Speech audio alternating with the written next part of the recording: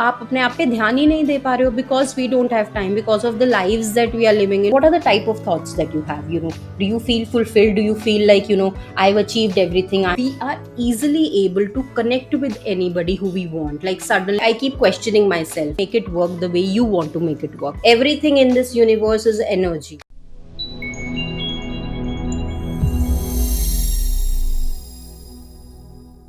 Hey guys, welcome to the episode 12 of the podcast Beyond the Pale, your journey to self-transformation. Today I'm going to talk about difference between conscious mind and a subconscious mind. I'm not sure if you're hearing these terms for the first time or you've already heard and there is some interpretation of it. But nevertheless, I am going to provide what I understand out of it based on the examples that I can relate to the most. So if you are interested in any of that, do keep watching. So starting off with the definition. Conscious mind, it is that part of the brain which we use consciously for things like decision making, for solving any particular problem, for thinking something consciously. On the other hand, the subconscious mind, it is the part of the brain which has memories stored in it. It has some habits stored in it. It has some emotions stored in it. Those are the things which are present in our brain, and that all gets fed into the subconscious mind. Because of that, we take some actions. Consciously, we are taking some actions, but subconscious mind also allows us to take actions which we are not necessarily aware of. Now, a very good example for that is movement of this hand. Now, I'm moving this hand consciously, right? I am doing this. I am basically signaling my brain that I want to move my hand. I'm doing that. Before this, when I was talking, I was also moving my hand. That was subconsciously. That time, my focus was on the words that are coming out of my mouth, the sentences that I want to say, the definitions that I want to say for conscious and subconscious mind. My hand was automatically moving. That movement of the hand was from my subconscious mind because that is my habit. That's how I basically talk and communicate, and that's how I feel comfortable. Since that habit and that is basically stored in my subconscious mind, whenever I do my talking, whenever I'm trying to put my point forward, my hands automatically move. So the part of the brain that is responsible for the hand movement automatically is the subconscious mind, whereas when I am deliberately, I am moving my hand, I am blinking my eyes and stuff like that. I'm doing all of these things. I am doing these consciously because I have literally told my brain at this point that I want to move my hand, I want to blink my eyes, I want to touch my ears, I want to touch my face. So I have consciously told my brain, so that is my conscious brain doing all these things. Whereas subconscious is things which are happening automatically because of memories, emotions, because of the habits that are stored in my mind. So I hope that is a very, very basic example of what is a conscious mind and what is a subconscious mind. Right now, let's take another example. We set goals in our life, right? Like for example, you have set maybe a goal for losing 20 kgs of weight as an example. So you have consciously set that goal.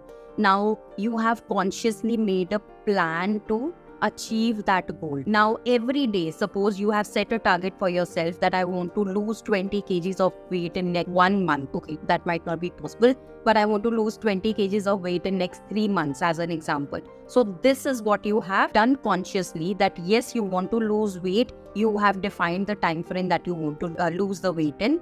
Now you are waking up each day, right? अब हर रोज या तो आप अपने गोल को obviously पढ़ रहे हो, if you have written it somewhere, you are reading it every day, that is fine. But every day, whenever you are waking up, your urge to wake up and work out, that is going to happen from a subconscious mind. Your urge to resist some food item which you should not be eating, that is going to happen from a subconscious mind. Like if your subconscious mind is signaling that this particular item which is fried or which is too sweet, you should not eat it. If your mind gives you that signal, then you will get the signal in your conscious mind that yes, you should not eat this. So consciously, yes, you have defined a couple of these goals, you have defined a time frame, maybe you have written it somewhere, you're reading it. These are all the conscious actions which the conscious part of your brain is aware. Subconsciously, all the habits which you have been doing till now, your mind is giving you signals based on those habits. Now you can choose to either stick to that habit. Yes, maybe this is the first time that you are on your weight loss journey.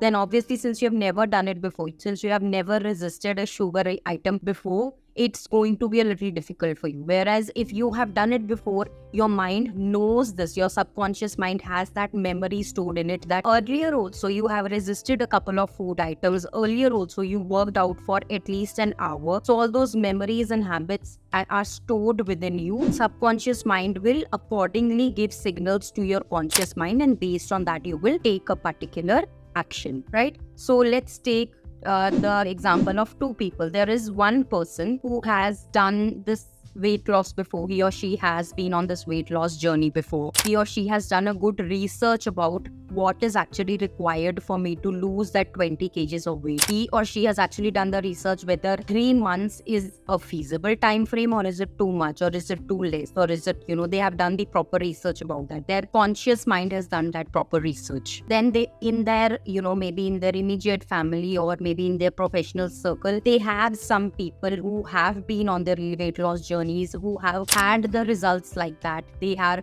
basically listening to a lot of maybe YouTube videos related to weight loss, and they are basically putting all of those things in their memory, and they are basically too much into weight loss. They have done everything that is required. They are motivated all the time. It's not just a fling for that particular person. They are literally very motivated. Before this, whenever they have set any goal for themselves, they have achieved it. Not necessarily a weight loss goal, any other goal that they have set for themselves, they have basically achieved it. So they know that feeling of happiness. They know what that feeling of accomplishment is. That's why they feel really motivated to accomplish this next goal that they have set for themselves. So this is a person A. Now let's see the person B. There is another person who has never ever done this, been on this weight loss journey before. They are leading a normal life like you and me, and have not done any weight loss program before.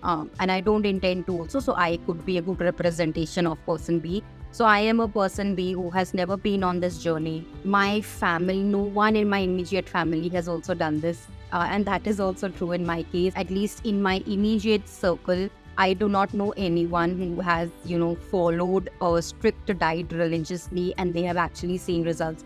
I have not seen any of that. I do not see any, content on weight loss online. Like, I have thought about this, setting up this goal of weight loss, but I have not done any research about it, right? So I automatically feel that this is a hard goal to achieve because A, I have not done this before. B, I have not seen anyone else do it before. I have heard about it here and there, but I do not have any person literally standing in front of me who has done this and who can guide me or who can motivate me indirectly. So I have not faced any such person in my life. On top of that, I have also not been able to cope up with the goals that I have set in my life. Maybe I set a goal of like saving X amount every month, and every month I'm not achieving that goal. I'm not able to save the amount that I think every month I should be saving. So this is I am person B, and there is like a person A which I described above. Now what will happen in these two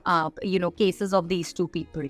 Right, both of them have set the weight loss goals. Now, both of their subconscious mind is very, very different, right? Consciously, they have set a goal. That's at a conscious level, they both are on the same level. But at a subconscious level, the memories that they have stored within them, the thoughts that they have within them, the habits that they are used to in the past, the emotions that they feel, they are very, very different for a person A and for a person B, right? So who do you think is going to be able to achieve the weight loss goal that they have set for themselves quicker? Yes, it's going to be person A, one who has conscious mind which is aligned to their subconscious mind. What I mean by that is, yes, consciously they have set a particular goal, but subconscious mind also is giving them signals that yes, you should resist eating something, you should follow this diet, you should do intermittent fasting because you have done this before, because you want to be happy. The subconscious mind is telling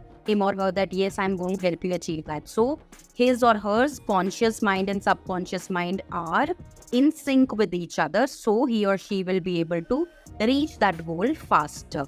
For a person being like me who has never done a weight loss before, and neither do I know anyone who has done that, like I'm not at all motivated to do it. Yes, maybe I have set it up just because someone said that this goal is really cool to have, or under pressure, under any circumstance. Yes, I set this goal for myself. My conscious mind has set it, but subconscious mind, it is going to give me thousands of reasons to not accomplish it. Every morning when I'm going to be able to wake up, since I have broken goals in the past, every morning when I wake up, I'll be like, अरे यार क्या ही हो जाएगा, कुछ नहीं होने वाला. I'm going to sleep another hour. That is much better. So if at all I have some desserts in front of me, I'll be like, अरे आज खा लेती हूँ, मैं कल से नहीं करूँगी. So you see, the subconscious mind and the conscious mind is not in sync. So the person B will not be able to achieve this weight loss goal like the person A would be. So I hope that has given you a little bit context into how conscious mind and how subconscious mind works for a particular person. Now, an obvious question here is,